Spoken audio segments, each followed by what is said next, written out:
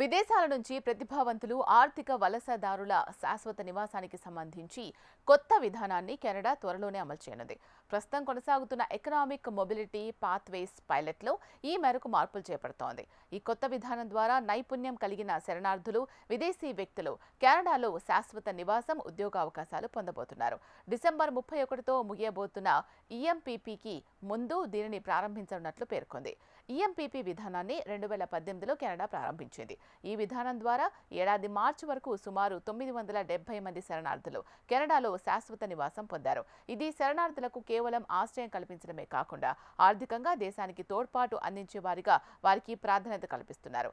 Immigration, refugees and citizenship Canada విధానంలో భాగంగా విదేశీ కార్మికులు, వ్యవసాయం, మత్స్య పరిశ్రమల్లో పనిచేసే వారికి, విద్యార్థుల కోసం ఉద్దేశించిన పీజీ వర్క్ పర్మిట్, భాగస్వామి ఓపెన్ వర్క్ పర్మిట్ విధానంలోనూ మార్పులు చేయనున్నారు. విదేశీ కార్మికులు, అంతర్జాతీయ విద్యార్థుల జీవిత భాగస్వాములకు కూడా ఇది వర్తిస్తుంది.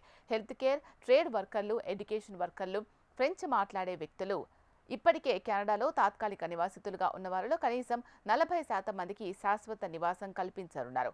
దేశం వెలుపల ఉన్న కుటుంబ సభ్యుల శాశ్వత నివాసం దరఖాస్తుల పరిశీలన ప్రక్రియను వేగవంతం చేయనున్నట్లు ఐఆర్సీసీ తెలిపింది.